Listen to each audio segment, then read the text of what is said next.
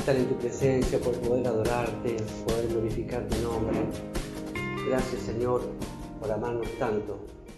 Venimos delante de tu presencia, Señor, una vez más, dándote gracias por estar aquí en este lugar en el cual podemos reunirnos para poder alabarte, para glorificarte, Señor, para poder expresar palabras de lo más profundo de nuestro corazón. Levantar esas alabanzas delante de tu trono que suban como aroma fragante, Señor, delante de ti. Queremos amarte, Señor, aún con nuestros, no solamente de palabras, sino también de hechos, Señor. En el nombre de Jesús te damos gracias por lo que nos vas a hablar hoy en esta mañana. Te pedimos que, Señor, que nuestros corazones estén receptivos, que estemos atentos a lo que tú nos quieres hablar, no solamente los que estamos aquí, sino a todos los que van a ver a través de la pantalla y todos los que van a escuchar a través de la radio. En el nombre de Jesús, toca las vidas, Señor, y que podamos salir de aquí llenos de tu presencia, de tu palabra y desafíos a más. En el nombre de Jesús. Amén. Y amén. Gloria a Dios. Dios les bendiga, mis hermanos queridos. Qué lindo estar aquí una vez más en Palabra de Vida, un lugar donde está la presencia y la paz y el amor de Dios. Amén. Gloria a Dios. Hoy, como saben, tenemos estudio del libro de Apocalipsis. Así que bueno, ahí donde estás, prepárate, porque hoy el Señor te va a hablar. Y que el Señor nos dé también discernimiento, ¿no? Porque sabemos bien que los estudios son un poco profundos y le pedimos al Señor que nos dé discernimiento de lo que nos quiere hablar. Y si no, bueno, podés después ir a la página y ver el mensaje nuevamente, ¿no? Repetido. Le damos la gloria al Señor. Y hoy estamos en el 10º estudio del libro de Apocalipsis y le puse como título a este mensaje: Has dejado tu primer amor. Has dejado tu primer amor. Hoy cantábamos recién, ¿no? Queremos enamorarnos más de ti, Señor. Qué tremendo. Pero vamos a ver qué es lo que sucede. Pero antes de ir al estudio de iglesia de Apocalipsis, que está en la iglesia de Éfeso, porque es la primera iglesia, ya hemos estudiado con respecto a los espíritus, ¿se acuerdan? Los 7 espíritus. Bueno, ahora vamos a empezar con las iglesias. La primera iglesia es la iglesia de Éfeso.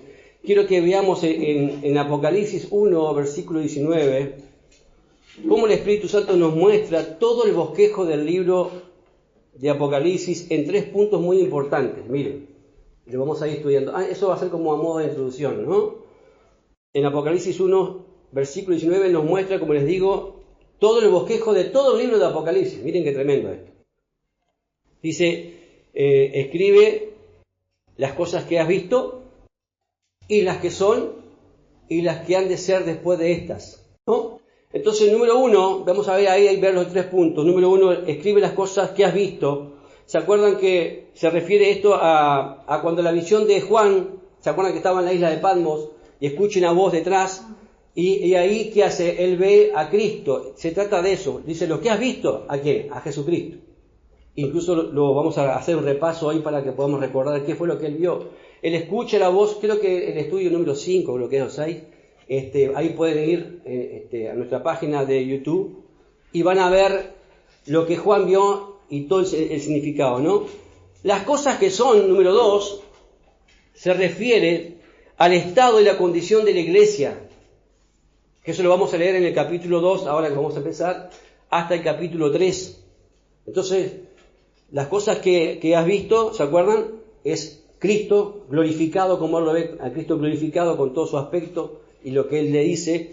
Número 2, entonces, es el estado de la iglesia, que está en capítulo 2 y capítulo 3, dice, las que han de ser después de estas, nos relata, ¿verdad?, todo lo que va a suceder a partir del capítulo 4 hasta el capítulo 22 de Apocalipsis, o sea, toda la consumación de la historia de la humanidad, la unión de todas las falsas religiones con el estado político, la gran tribulación o los 7 años de tribulación, la segunda venida de nuestro Señor Jesucristo, ¿no? El surgimiento del anticristo, el juicio del gran trono blanco, bueno, guerras, peste, destrucciones, la tierra nueva también, ¿no? Y el cielo nuevo, el milenio y después, bueno, la nueva Jerusalén. Amén. Ahora, si vamos a Apocalipsis 1, versículo 12, vamos a hacer a modo de repaso, ¿no? La visión esa que tiene Juan, porque me interesa que podamos ver ciertas cosas antes de ir exactamente al estudio del libro de Éfeso, de la iglesia de Éfeso. Dice en Apocalipsis 1, versículo 12, para que nos vayamos empapando en esto, dice: y me volví para ver la voz que hablaba conmigo. Y vuelto vi 7 candeleros de oro, y en medio de los 7 candeleros uno semejante al Hijo del Hombre. ¿Vieron? Presten atención, dice que cuando se da vuelta, Juan escucha la voz, se da vuelta, que ve él 7 candeleros de oro. Y en medio de los 7 candeleros de oro, uno semejante al Hijo de Hombre. Y ahí empieza a describir cómo era la visión, cómo es el Cristo glorificado, ¿no? Vestido de unas ropas que llegaban hasta los pies, ceñido en el pecho con un cinto de oro, su cabeza y su cabello eran blancos como blanca lana, como nieve, sus ojos como llamas de fuego, sus pies semejantes al bronce bruñido, refulgente como un horno, y su voz como un estruendo de muchas aguas. Versículo 16, miren lo que dice ahora. Tenía en su diestra 7 estrellas, y de su boca salía una espada aguda de 2 filos, y su rostro era como el sol cuando resplandece en su fuerza. Amén. Entonces, fíjense cómo empieza él hablando que habían esos candeleros, ¿no? Y también sobre las estrellas. Y dice, qué toquerío todo esto, ¿no? Pero quédese tranquilo que el Señor en el versículo 20, Él explica todo eso, da la explicación del bosquejo todo el bosquejo del capítulo 1 está en el versículo 20. Miren lo que dice. El misterio de las 7 estrellas que has visto en mi diestra y los 7 candeleros, estrellas y candeleros de oro, las 7 estrellas, ahí explica, son los ángeles de las 7 iglesias, y los 7 candeleros que has visto son las 7 iglesias. ¿Vieron? Leímos en el bosquejo todo Apocalipsis completo. ¿Dónde estaba? En el versículo 19, y ahora leemos todo el bosquejo del capítulo 1 de Apocalipsis que está en el versículo 20. Entonces, puedo decir estrellas, candeleros, ángeles, ¿qué es todo esto? Ahora, los 7 candeleros son las 7 iglesias que están en el capítulo 2 y capítulo 3 de Apocalipsis, ¿no? Que son representativas. Las 7 estrellas son los ángeles. Y los ángeles son los líderes espirituales puestos por Dios para pastorear la iglesia. Y digo puestos por Dios porque hay muchos que se ponen solos, ¿no?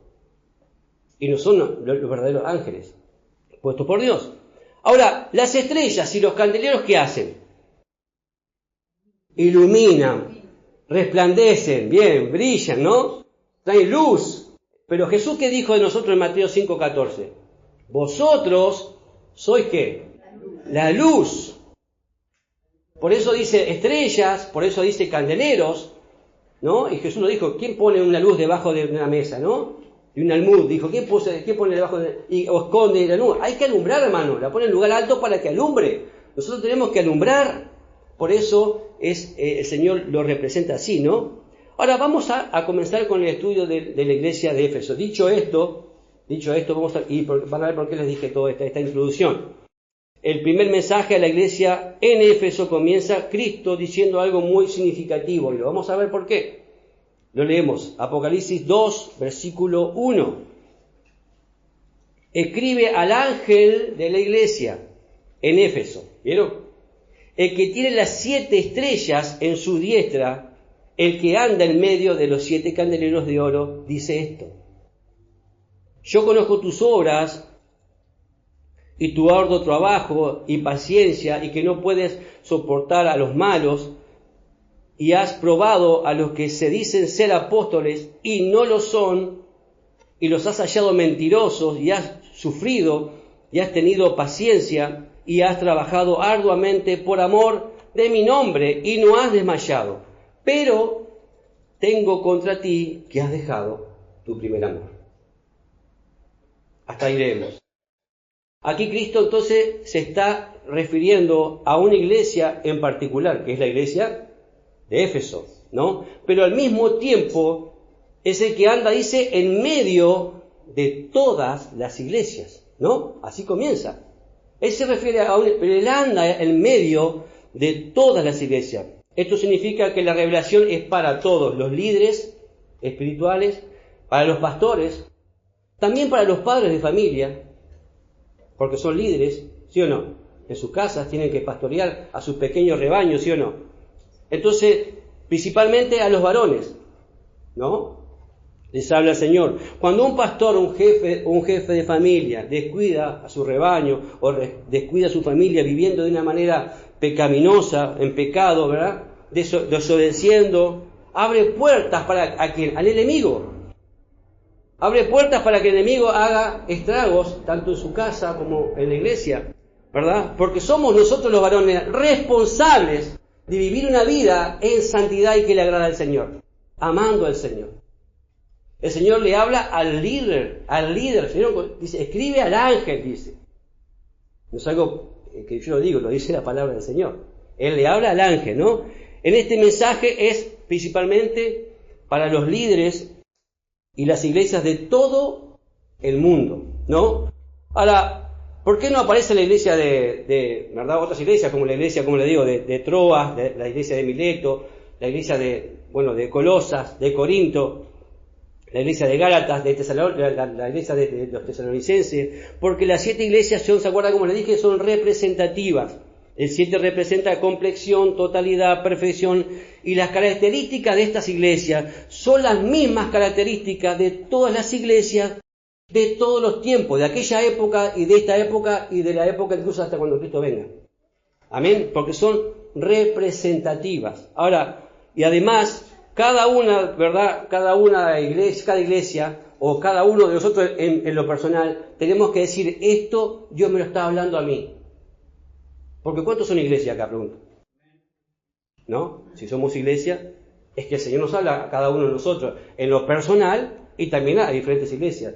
Es simplemente el Señor al agarra esas iglesias y las toma para, ¿verdad?, hablar a su iglesia. Miren, vamos a ver ahora 10 puntos muy significativos del estudio de Apocalipsis, ¿no?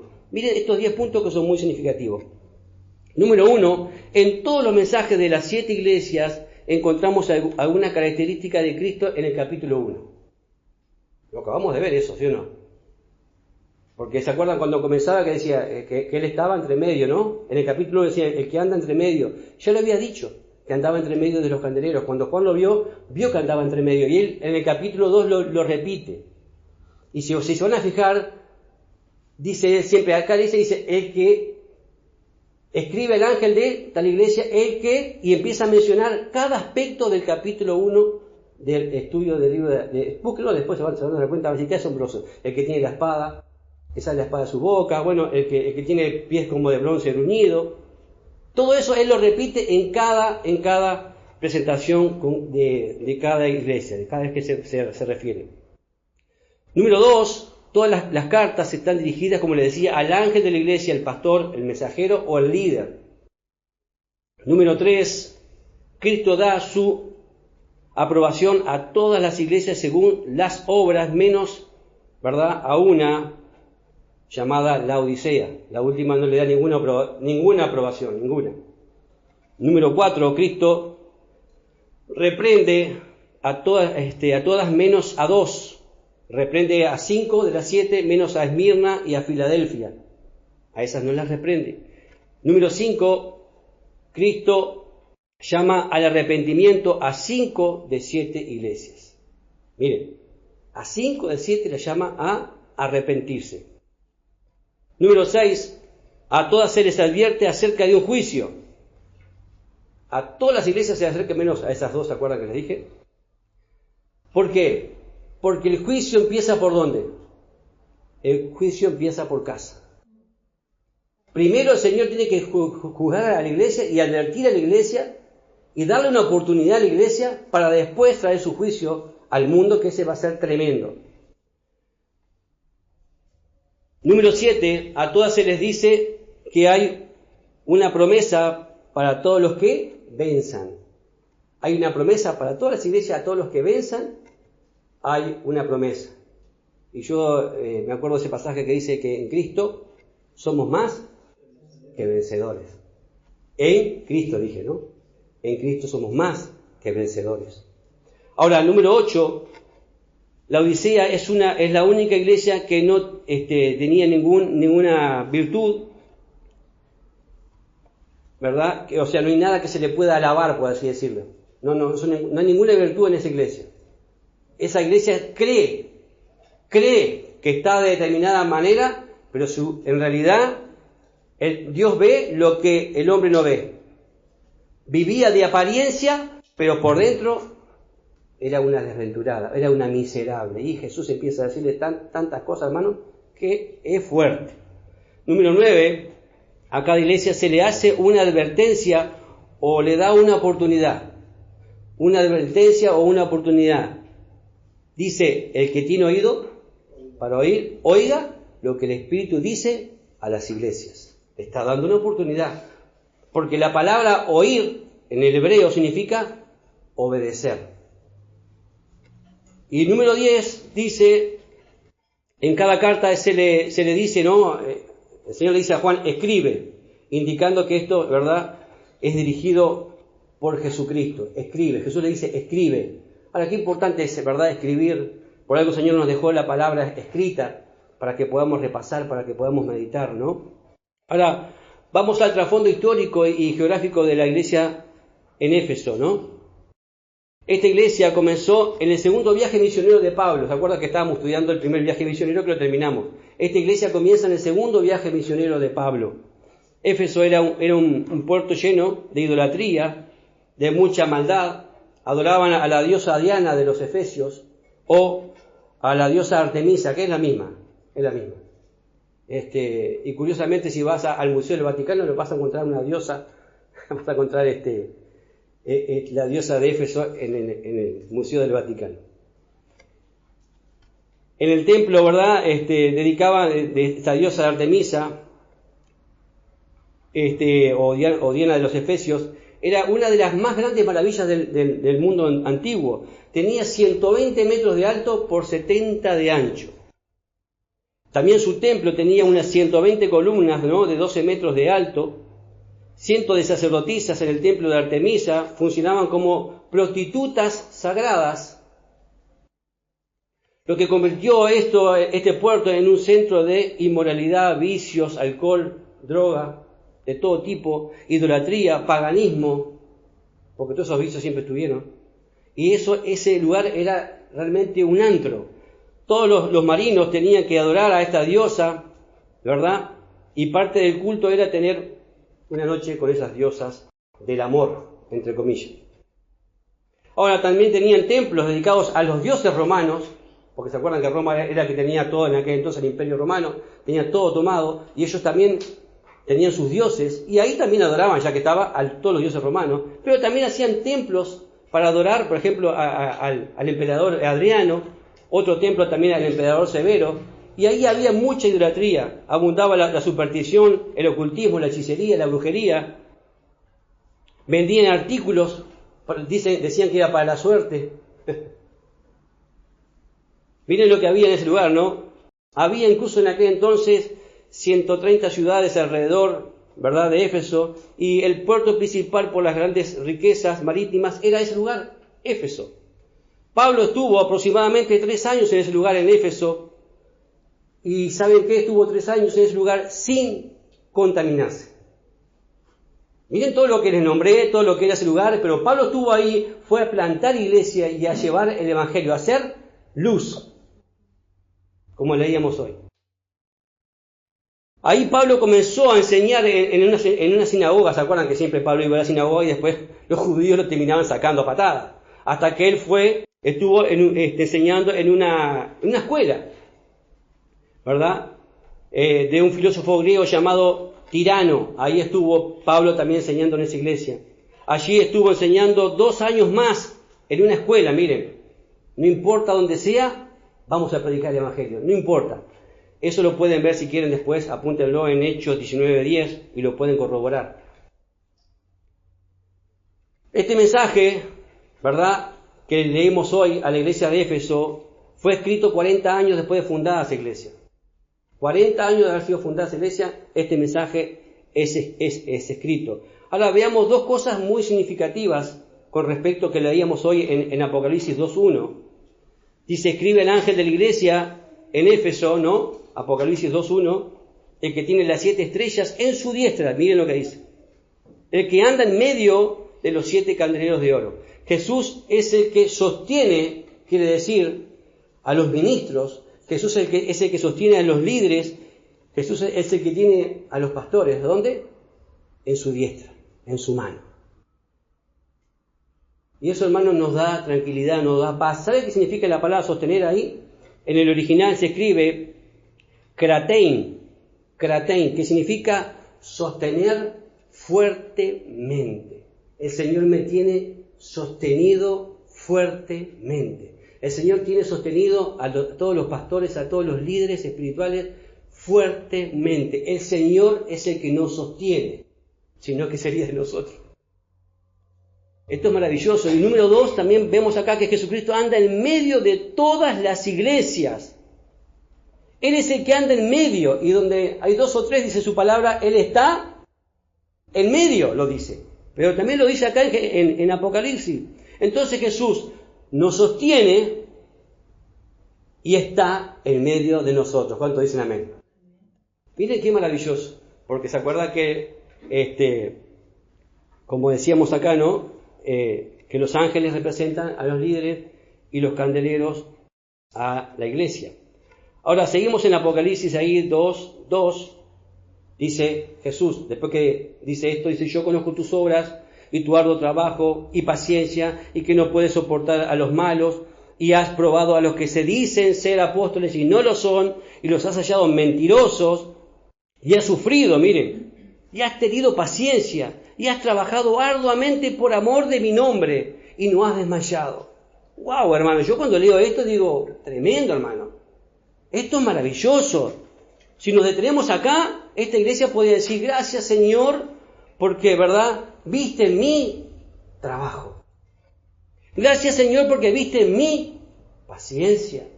Gracias, Señor, porque viste mi dedicación y paciencia.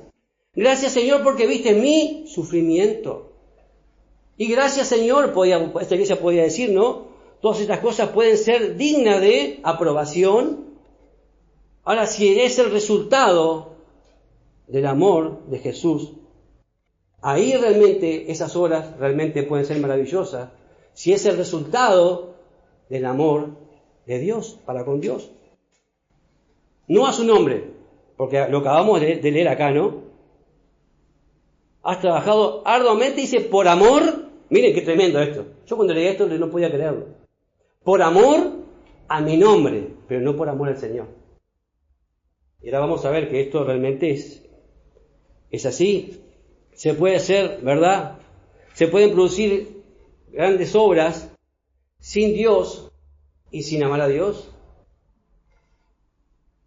Y este es el problema, ¿verdad?, de esta iglesia y de muchas iglesias y de muchas personas, porque dijimos que este mensaje es para iglesias y es para personas que hacen obras sin amar a Dios.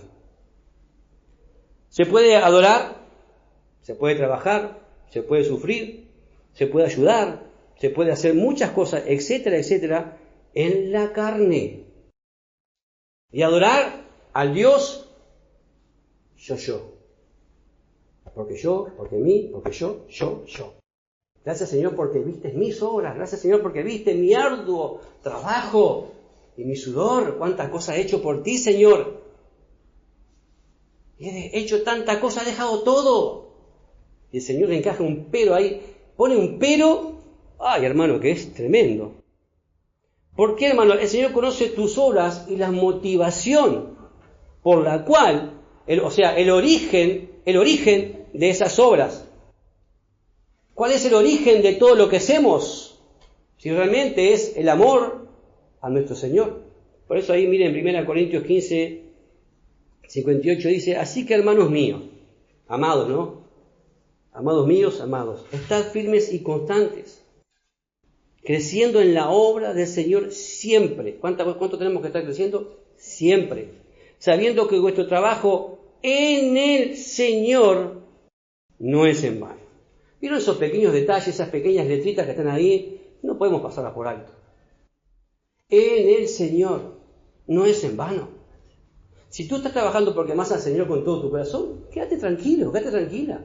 Pero si estás haciendo cosas por tu propia carne, ay, hermano, en aquel día vas a decir: Señor, Señor, en tu nombre echamos fuera demonios, en tu nombre hicimos muchos milagros. En tu nombre levantamos orfanato, en tu nombre levantamos una iglesia, en tu nombre hicimos. Y el Señor, ¿qué les va a decir? Apártense de mí, no los conozco, hacedores de maldad. Ay, hermano, eso creo que va a ser el peor día. Escuchar que Jesús te diga, apártate de mí. Esta iglesia parecía casi perfecta. Casi perfecta. Vos leías eso de si llegamos hasta ahí. Pero cuando vamos al versículo 4, pero tengo contra ti que has dejado tu primer amor. Y esto echa por tierra todas esas lindas palabras que Jesús venía diciendo. Debemos recordar que Dios no solo, ¿verdad?, ve las obras que hacemos, porque dice Él, yo conozco tus obras, o sea, las conoce, sino que conoce más que nada los motivos por los cuales estamos haciendo. Ahora, el origen, la pregunta es, ¿el origen de las obras son de la carne o el origen es el resultado de la unión que tenemos con Jesús? El origen de estas obras, ¿verdad?, ¿es el origen del amor que tenemos para con Dios o es el amor que tenemos hacia nosotros mismos? Porque queremos que todo el mundo nos reconozca y ser famosos y ser reconocidos y que todo el mundo vea lo que hacemos. Es tremendo esto, hermanos. Antes de ser salvos no podíamos ofrecer nada nosotros a Jesús para obtener la salvación, ¿verdad que no? ¿O podíamos hacer algo para ser salvos? Te pregunto, vos que sos muy espiritual. ¿Podíamos hacer algo? No, nada podíamos hacer. La palabra dice, ¿no?, que lo mejor que podíamos hacer nosotros eran como trapos de inmundicia. ¿No lo dice eso en Isaías 64:6? Buscalo en tu casa después. Todas nuestras obras son trapos de inmundicia. ¿Y sabés qué son los trapos de inmundicia? Lo que la mujer usaba para su periodo. Pero la palabra dice que por gracia somos salvos por medio de la fe. Esto no es de vosotros, pues es don de Dios, no por obras para que nadie se gloríe. Es clara la palabra, ¿sí o no? No es que yo haga cosas para ser salvo. No sirven de nada mis obras. Ahora, cuando decimos que Dios dice, porque has dejado tu primer amor, ¿qué es primero? ¿Qué es primero? Y primero, ¿qué va a ser primero? Después está 2, después está 3, 4, ¿no? Segundo, tercero, cuarto. ¿Qué? ¿Jesús es primero en tu vida realmente? ¿O es segundo o es tercero? Te levantás, yo sé cómo es tu diario vivir, ¿no? Pero ¿qué es primero? ¿Buscás primero al Señor? Dios dice, has dejado tu primer amor. Si el Señor no es primero en tu vida, es un grave problema. Es un grave problema. Muchas veces, ya salvos, podemos seguir con esta mentalidad, ¿verdad? Que tenemos que seguir haciendo cosas para ser salvos. Y creemos que por lo que estamos haciendo, por lo bueno que somos, obtenemos el favor de Dios y la salvación de parte de Dios. Creen que por muchas buenas obras, ¿verdad?, van a ganar el cielo y el favor de Dios. Por eso muchos creen, ¿verdad?, se creen que si no hacen cosas que pierden la salvación. O sea que es gracia más mis buenas obras, ¿no? Yo salvo por gracia, pero más mis buenas obras. Nuestras buenas obras tienen que ser el fruto del resultado de nuestra unión, nuestro amor por nuestro Señor Jesucristo. Por eso Jesús pone un ejemplo muy sencillo en Juan 15, ¿no? Separados de mí, dice, nada pueden hacer. Él es la vid, o sea, Él es la planta, el árbol. Nosotros somos, ¿verdad?, los pámpanos, somos la rama. Sacamos la rama de la planta, hermano, nos secamos y nos morimos. ¿Y qué fruto vamos a dar? Pero es asombroso cómo la carne puede llegar a hacer muchas obras y todavía después hace alarde de que es en el Señor. Y la palabra lo dice claro en Mateo 6. Lo dice claro, ¿no? Que cuando oramos, ¿qué tenemos que hacer? En secreto, ¿no? Y nos va a recompensar el público. Cuando ayunemos, ¿qué tenemos que hacer? En secreto, y el Señor nos va a recompensar el público. Incluso dice cuando demos, o sea, pone 3 ejemplos: cuando ayunamos, cuando oramos y cuando damos. Y lo tenemos que hacer en secreto. Nadie tiene por qué saber nada de lo que hacemos. No, hermano, estoy ayunando. 40 días de ayuno. Hermano, que el Señor, si el Señor lo sabe, ya es suficiente. Él te va a recompensar en público. Estamos dando, estamos yendo, y mostramos, hermano. ¿A quién le querés mostrar? Hermano, en secreto. Y el que ve en secreto, a mí me importa el que ve en secreto. Ese es mi Señor y Salvador. Y Él te va a recompensar en público. Él te va a bendecir. Dice en Efesios 2:10, miren lo que dice acá, porque nuestras obras ni siquiera son nuestras, ¿no? Dice acá, Efesios 2:10, porque somos hechura suya, creados en Cristo Jesús para buenas obras, las cuales Dios preparó de antemano para que anduviésemos en ellas. Ni las buenas obras que vos y yo hacemos son nuestras. Dios las preparó de antemano para que nosotros, ¿verdad?, las hagamos. Entonces, ¿de qué nos alardeamos muchas veces? ¿O de qué se quieren alardear de que estamos haciendo, que esto y lo otro? Si hacemos algo, incluso yo siempre digo, si ves algo bueno en mí, es Cristo. Si ves algo que no, ese soy yo. Ese soy yo. Pero si ves algo bueno, es Cristo, hermano. Gloria a Dios. ¿Cuántas veces el Señor me ha mostrado, me ha dicho, yo no le mandé a hacer lo que está haciendo? De una persona, ¿no? De X persona, de X pastor, lo que sea. Yo no le mandé a hacer lo que está haciendo. Y vemos que hacen esfuerzo y aquello y lo otro, y están, ¿verdad?, siendo guiados por sus propias fuerzas, por sus propias intenciones, y lamentablemente eso es muy frustrante. Y es triste. Porque el Señor le va a decir, pero has dejado tu primer amor. Es increíble cómo el ser humano puede llegar a hacer, ¿verdad?, cosas sin Dios y sin tomar en cuenta a Dios. Es increíble lo que podemos llegar a hacer. Cuidado con eso. Las obras son, ¿verdad?, son para Dios, pero no provienen de Dios muchas veces. Las obras son para Dios, pero no provienen. Por eso que decía, que en Apocalipsis ahí decía, ¿no?, que por amor de mi nombre, dice, por amor de mi nombre. O sea que hacían las obras por amor al nombre del Señor, pero no hacían las obras por amor a Dios. Amén. Acá, por ejemplo, vamos a ver algo que es tremendo en la iglesia de Tesalónica, capítulo 1, versículo 2, que aparece en esta iglesia, pero no aparece en la iglesia de Éfeso. Miren, hoy yo les mencionaba algunas iglesias. Tesalónica, miren lo que dice acá Pablo cuando le escribe una carta, ¿no? En Éfeso, por ejemplo, se nombra sus obras, pero no su fe, para que tengamos en cuenta. Se nombra en Éfeso su paciencia, pero no se nombra su esperanza. Se nombra su esfuerzo, pero no se nombra su amor. Y vamos a ver ahora en la iglesia de Tesalonicenses, acá primera de Tesalonicenses 1:2, dice acá el apóstol Pablo, damos siempre gracias a Dios por todos vosotros, haciendo memoria de vosotros en nuestras oraciones. Miren lo que dice ahora, versículo 3, acordándonos sin cesar delante de Dios y Padre nuestro de las obras de vuestra fe. Apuntá ahí si querés, o rayá, o escribí fe. De las obras de vuestra fe. Miren lo que dice ahora, del trabajo de vuestro amor. Subrayá ahí si querés, amor. Y de vuestra constancia, esperanza, si querés subrayar ahí, esperanza, en nuestro Señor Jesucristo. En nuestro Señor Jesucristo. Entonces vemos acá, bueno, como dice, ¿no? ¿Se te acuerdan en 1 Corintios 13:13, ¿no? Dice, y ahora permanece la fe, la esperanza y el amor. Estos tres dice, pero el más importante, ¿cuál es? Es el amor.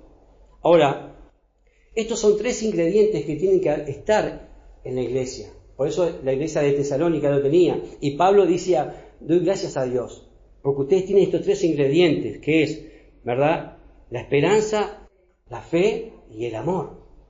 Hermano, es como si vos vas a hacer una torta, algo, y hay ciertos ingredientes que no le pones.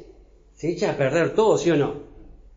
Y por más lindo que aparezca, si no le pones los ingredientes que lleva, en la iglesia tiene que haber esos elementos, la fe, la esperanza y el amor. Ahora, ¿qué significa que, verdad, que has perdido tu primer amor? Que Jesús no ocupa el primer lugar en nuestras vidas, en los corazones. No ocupa el primer lugar. Jesús mismo dijo también en Mateo, ¿no? 6:33, ¿no? Mas buscad primeramente el reino de Dios y su justicia, y todas las demás cosas os serán añadidas. Pero muchos que hacen, buscan las añadiduras, dejando primeramente el reino de Dios. Si hay un reino, ¿quién es el rey de ese reino? Pregunto. Jesucristo. ¿Y qué tenemos que hacer nosotros? Buscar primeramente el reino de Dios y su justicia. Ahora, la pregunta es que tenemos que hacerlo nosotros en lo personal. ¿Es realmente Jesús lo primero en nuestra vida? ¿Es realmente Jesús el primero o hay otras cosas antes que el Señor?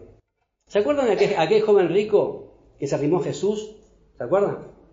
Y acá vamos a leerlo esto para ver qué tremendo esto, ¿no? Lucas 18:18. Dice, un hombre principal le preguntó diciendo, Maestro bueno, ¿qué haré? ¿Qué haré? Dice.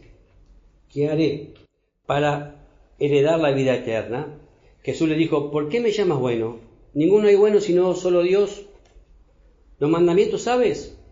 No adulterarás, no matarás, no hurtarás, no dirás falsos testimonios, honra a tu padre y a tu madre. Él dijo, todo esto lo he guardado desde mi juventud. Jesús, oyendo esto, le dijo, aún te falta una cosa. Una cosa te falta. Mire, una sola, una sola nada más. Vende todo lo que tienes y dalo a los pobres y tendrás tesoros en los cielos y ven y sígueme. Entonces él, oyendo esto, se puso muy triste porque era muy rico. Y al ver Jesús que se había entristecido mucho, dijo, cuán difícilmente entrará en el reino de Dios los que tienen riquezas. Porque es más fácil pasar un camello por el ojo de una aguja que entrar un rico en el reino de Dios. Y los que oyeron esto dijeron, ¿quién pues podrá ser salvo? Él les dijo, lo que es imposible para el hombre es posible para Dios. ¿Cuánto dicen gloria a Dios por eso? Entonces Pedro dijo, he aquí nosotros hemos dejado nuestras nuestras posesiones, y te hemos seguido. Y él les dijo, de cierto os digo que no hay nadie que haya dejado casa, padre, o hermanos, o mujer, o hijos, por mi reino, que no haya de recibir mucho más en este tiempo y en el siglo venidero, en la eternidad. ¿Cuánto dicen gloria a Dios? ¿Qué era la cosa que le faltaba a este muchacho? Pregunto. Él amaba, ¿qué amaba más? No amaba al Señor. Y eso lo entristeció tanto que dijo, no. Ahora, hermano, él era muy rico. Yo me pregunto, David llegó a ser rey y llegó a ser rico, ¿sí o no? Tenía de todo. Pero David, ¿amaba a Dios o no amaba a Dios? Hermano, lo primero para David era un hombre que tenía mucha riqueza. Era rey, el mejor rey que tuvo Israel. Llegó a tener un ejército cuantísimo. Llegó a tener riquezas, palacios, todo. Pero él amaba a Dios con todo su corazón. Lo primero para David era el Señor. Lo podemos ver en los salmos, en las palabras de su corazón. Lo podemos ver en su manera, en su manera de proceder. Cómo amaba a los demás, cómo se preocupaba. Pero para David era lo primero el Señor. O sea que las riquezas a él no le importaban. ¿Se acuerdan cuando pecó que dijo, Señor, yo prefiero perderlo todo antes que perderte a ti? Y se humilló y el Señor lo bendijo, ¿sí o no? Nuestro Señor Jesucristo, ¿a quién más amaba? Al Padre. Desesperado todos los días buscaba al Padre, porque sabía bien Jesús que si no estaba en la presencia del Padre, dice que muy temprano se levantaba, incluso estaba a veces, ¿verdad?, en la madrugada, buscando y orando y clamando y buscando estar, pero ¿por qué? Porque lo amaba. Si uno ama a alguien, no querés estar con esta persona, ¿sí o no? ¿Verdad que no? Algunos recuerdan cuando eran novios, ¿verdad? Recorrían muchos kilómetros, yo lo hacía, desesperado para estar con mi amada. Lo hacía, ¿verdad? ¿Y por qué? porque quería estar con mi amada. Yo quiero estar con mi amado. ¿A qué venimos acá? ¿A qué venimos acá? ¿A estar con quién? Con nuestro amado. También hoy me acordaba de mañana cuando Jesús mira a uno de sus discípulos y lo mira y le dice, amigo, ¿a qué has venido? Y ese fue Judas, que venía porque lo había traicionado, porque había sacado provecho de él. Creía que había sacado provecho, pero lamentablemente le fue muy mal. Ahora, si no buscamos primeramente el reino de Dios, ¿verdad? No buscamos al Señor, lo estamos dejando en segundo lugar, lo estamos dejando en tercer lugar, lo estamos dejando, ¿no? Y el Señor nos mandó en Mateo 22, 37, que esto es un mandamiento de parte de Dios. Dice, Jesús le dijo, amarás al Señor tu Dios con todo tu corazón, con toda tu alma y con toda tu fuerza y con toda tu mente, ¿no? Este es el primer y gran mandamiento. Ahora, en Juan 14, 23 dice,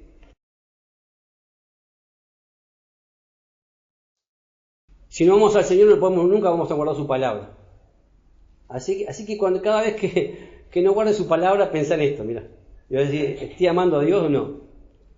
Respondiendo Jesús le dijo, el que me ama, mi palabra guardará. Y mi Padre le amará. Y vendremos a Él y haremos morada con Él. Pero también dice en el versículo 24, el que no me ama, no guarda mis palabras. Qué importante es guardar su palabra, qué importante es poner por obra su palabra. Sí, Señor, esto lo hago porque te amo. Aún una pequeña mentira, por pequeña que parezca, es mentira. Y eso no, estamos desobedeciendo al Señor. Qué importante siempre, aún en todas las cosas, hacerlo, pero no por decir, ay, mentí, o actuar de manera religiosa, hermano. Es por amor a nuestro Señor. Cada vez que hacemos algo, lo estamos haciendo por amor al Señor. Si no amamos a Dios, nos convertimos en creyentes mecánicos, nos convertimos en religiosos, nos enfriamos, ¿verdad? Y el Señor no quiere eso para nuestras vidas. Él quiere que le amemos. Porque qué lindo que es amar a Dios y estar en su presencia. Y hacer todo lo que hacemos por amor a Él. Amén. Por eso en Apocalipsis ahí dice 2, 4. Pero tengo contra ti que has dejado tu primer amor. Qué bueno que el Señor hoy nos habla de esto, ¿no? ¿Y nosotros por qué le amamos a Él? Pregunto. Porque nos amó primero. ¿Verdad que sí? Eso, si quieren, apúntenlo, 1 Juan 4, 19. ¿Y cuándo vemos el amor de Dios? Porque de tal manera, dice Juan 3, 16, porque de tal manera amó Dios al mundo que ha dado a su Hijo unigénito para que todo aquel que en Él cree no se pierda, mas tenga vida eterna. Yo cuando descubrí eso dije, wow, Señor, gracias por tu gran amor. Y realmente mi vida cambió, fue transformada. Y si hay alguien que todavía no ha entregado su corazón a Cristo y no ama a Dios, qué bueno que pueda en este día reconciliarse con Jesús. Y si hay alguno que se está enfriando, que se arrepienta, porque este mensaje es para la iglesia. Este mensaje es para la iglesia de Éfeso. ¿A quién estás amando? ¿A tus cositas? ¿A quién estás amando? ¿A tu vida? ¿A qué estás amando más? ¿A todo lo que este mundo te puede ofrecer? Eso te va a llevar a la perdición y a la muerte eterna. Pero cuando amamos a Dios, ¿verdad? Él nos da vida. Porque dice la palabra que el que tiene el Hijo tiene la vida. El que no tiene el Hijo no tiene la vida. Vamos a orar. Padre, te damos gracias por esta tu palabra. Gracias por esta exhortación. Gracias por esta palabra, Señor, que tú nos has hablado de que tienes quizás, Señor, contra nosotros o contra alguno que está escuchando, que podamos tener, Señor, la capacidad de decir, sí, el Señor me está hablando a mí en este momento. Perdóname, Señor, porque me he enfriado, porque en un momento estaba muy enamorado de ti, pero este mundo me ha desviado a hacer cosas que a ti no te agradan. Y tú le dijiste en claro que si no guardamos tu palabra, no te estamos amando, Señor. Y yo quiero que el Padre me ame y que tú y el Padre vengan a mí y hagan morada en mi corazón y estar lleno de tu presencia y poder, Señor, hacer las obras que haga por el resultado de estar en tu presencia. Que mis obras, Señor, sean el fruto del amor que tengo hacia ti, Señor. Perdóname si he hecho cosas por mis fuerzas. Perdóname si, Señor, si hay un vacío todavía en mi corazón que me lleva a hacer cosas por mis fuerzas, Señor, y en la carne. Perdóname, Señor. Te pido que seas tú, Señor, limpiándome. Te abro mi corazón de par en par. Ahí donde estás, dile y llena mi corazón con tu presencia. Me arrepiento de todos mis pecados y quiero amarte cada día más como cantábamos hoy, Señor. Yo quiero enamorarme más de ti, Señor. Mientras más te conozco, mientras más sé todo lo que tú hiciste por mí, Señor, ¿cómo no he de amarte? ¿Cómo no he de hacer todo lo que hago para glorificarte a ti? Para que esos frutos te den gloria a ti. Señor, gracias te damos por esta palabra, gracias por este estudio, Señor, de Apocalipsis, Señor, que le habla a esa iglesia que aparentemente estaba todo bien, pero tenía un gran defecto, había olvidado, había dejado su primer amor. Te damos gracias por tu palabra, en el nombre de Jesús. Señor, sé tú tocando a la distancia, los que están viendo a través de las redes, los que están, Señor, escuchando a través de la radio. Ahí ahora, decirle, Señor, te recibo, llena mi vida con tu presencia, en el nombre de Jesús, y te doy gracias por esta tu palabra. Y quiero vivir una vida conforme a tu voluntad, a tu palabra, a tus mandamientos. Y gracias por tu gran amor. Porque ahora yo te amo porque tú me amaste a mí primero. Gracias porque tú viniste, Señor, siendo Dios, te despojaste de todo para venir a morir en una cruz, porque tanto me amaste. Gracias por esta tu palabra en el nombre de Jesús. Amén y amén. El Ministerio Palabra de Vida desea conocerte. Síguenos en nuestras redes. Instagram, palabraDeVida.uy. Facebook, Palabra de Vida Uruguay. YouTube, Iglesia Evangélica Palabra de Vida. WhatsApp, 094 226 411.